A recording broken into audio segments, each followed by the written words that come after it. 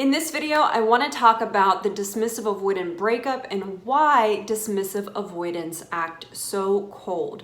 So one of the kind of biggest complaints or concerns that I hear from people who go through a breakup with a dismissive avoidant is how they can be so cold, which for an anxious preoccupied partner, it's something that is just out of the realm of possibility for how they may behave. And so in this video, I want to talk about the differences between a dismissive avoidant and an anxious preoccupied partner and why it can be so incredibly jarring to the anxious preoccupied partner to go through this breakup with a dismissive avoidant and feel that coldness.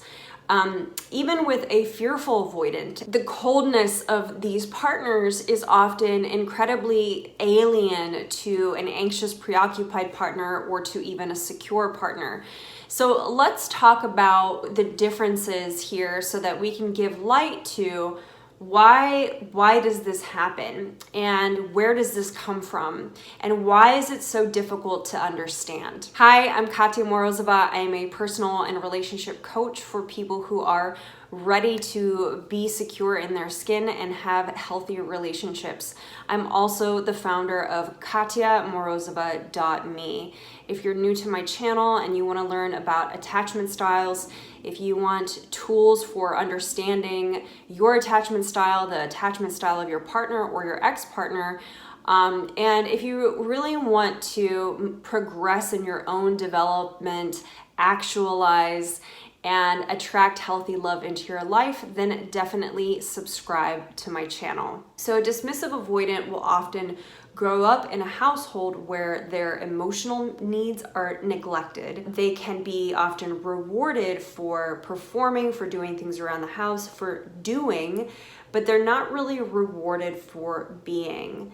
And often there's a lack of attunement from the caregiver to their emotional needs. And it can also be deeper than just a lack of attunement, but also dismissiveness. So dismissiveness will often breed dismissiveness. Often we model our parents. That's one way that dismissiveness can be bred. But also when a child experiences dismissiveness at a very early age, there's certain ways that a child's development can be stunted. One of those ways is there's a lack of emotional attunement. Attunement is something that every child needs in order to develop their emotional intelligence. We develop our emotional intelligence by mirroring our parents, by our parents mirroring our emotions and helping us understand our emotions.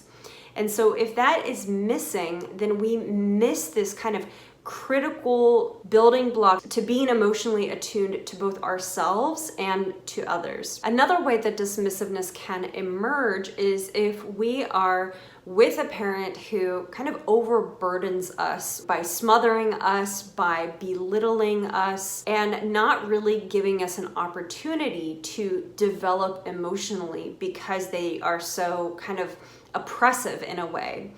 And then basically the adaptation then comes out of trying to avoid being controlled, avoid being belittled. This dismissiveness can also arise out of being in a relationship with a partner who is incredibly controlling, where we now want to move away from that. And so anything that feels like control, even if it isn't control, can trigger a dismissive avoidant to then dismiss. So I look at coldness as more of just this dismissive behavior. Let's say now we're an adult dismissive avoidant and we don't have a strong connection to our emotions because no one really ever nurtured those emotions. Or let's say we were with this, had this overbearing parent or even an overbearing partner as an adult. And now we're an adult and we're free and we know that.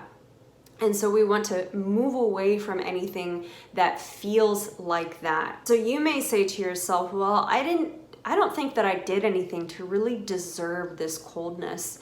And the truth is that you may not have. While it may have something to do with you, it often doesn't have everything to do with you. It is more of an internal reaction or response to whatever the dismissive avoidant is being triggered by. So even if you are not being controlling, but dismissive avoidant experiences you as being controlling, they will deactivate based on their internal experience versus based on the reality of what is actually happening. I think it's important to understand the contrast between the anxious preoccupied upbringing and the dismissive avoidant upbringing to demonstrate why it can be incredibly foreign for the anxious preoccupied when their dismissive avoidant partner acts incredibly cold. For the anxious preoccupied, they grew up in a very distinct household from the dismissive avoidant, where the dismissive avoidant was either dismissed emotionally and not really allowed to develop emotionally. Anxious preoccupied became overdeveloped emotionally because often the anxious preoccupied partner had to caretake at least one or both of their parents, and they had to adapt. And so their adaptation is to hyper focus outwards. So anxious preoccupieds, they have a heightened emotional intelligence. Often anxious preoccupieds will be self-proclaimed empaths. And this comes from being overburdened emotionally by their parents' needs. And so they grew to adapt to other people's needs, other people's emotional needs, instead of connecting to their own emotional needs. So anxious preoccupied partners often will hyper-focus outwards versus dismissive avoidance, which will hyper-focus inwards. So this is where I think it's really important to understand this distinction where, you know, an anxious preoccupied will look at a dismissive avoidant and kind of think like, how could you just turn off? Because as an anxious preoccupied, you think to yourself, well, like, I could never do that. I could never just turn off. I could never stop feeling. I could never stop empathizing. I could never stop, caring so much. Whereas a dismissive avoidant has this kind of understanding that if something isn't working, if your relationship isn't working, or if their needs are not getting met, they're never going to be met. And so it really gives them this capacity to deactivate because there's just this deep lack of trust of anyone ever showing up for them. Imagine just being constantly dismissed as a child, and you basically just grow up and you just no longer anticipate that you can have the kind of connection that you want. At the same time, I think that for an anxious preoccupied, that coldness is also reminiscent, because if you had a parent who was maybe had one parent who was dismissive and one parent was available, or if you had a parent who was depressed and you kind of knew that experience of someone just going away, and not really being available, you having to fight to capture their attention to get your needs met. Then when you grow up and you have this adult relationship and that coldness is present again, that experience of someone going away and just kind of disappearing, it can trigger a lot of feelings of anxiety, uncertainty, turmoil, just really this unsettling feeling that will often drive a partner who's anxious preoccupied to really try to understand what's going on. Now, the unfortunate part of the dismissive avoidant survival adaptation, they're not empathizing, they're not really connecting to how their deactivation may impact you because they're so worried or concerned with their own state. And so I think for an anxious preoccupied, this feels kind of like the ultimate betrayal, because in the anxious preoccupied world, you're constantly thinking about the other person. So to then imagine that someone isn't thinking about you in such a kind of vulnerable state in the relationship where you're breaking up, it does feel like an incredible betrayal. Now, of course, there may be other reasons why a dismissive avoidant partner becomes really cold at the end of a relationship, which could also be perfectly rational and reasonable. For instance, a dismissive avoidant may think that they can't reason with you, or they may decide that, you know, no matter what they say or do, that, let's say, nothing is good enough for you. Or they have maybe made attempts at kind of communicating what they need and want, and now they have come to a place where they've made a choice about you and about the relationship. Now, I really wanted to make this video to simply illustrate how different people can become and how different their adaptive survival strategies can develop based on their upbringing and based on their personal experiences, their life experiences, and their relationships. And that people can really think differently about the world. And I think that this is really important. There's this concept of mentalizing in psychology, basically the concept of being able to step into someone else's mind and really kind of understand how they think about the world. And this is a really difficult thing to do, especially if you have an attachment style that's very different from someone else's attachment style. If you have an insecure attachment style, part of your mentalizing abilities are already compromised based on the upbringing that you had.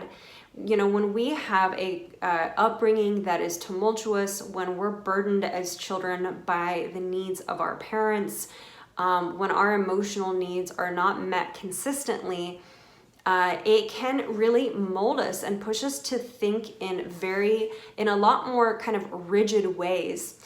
And it makes it difficult for us to step into the mind of someone else and consider that they may think about about life and the world in an entirely different way from us.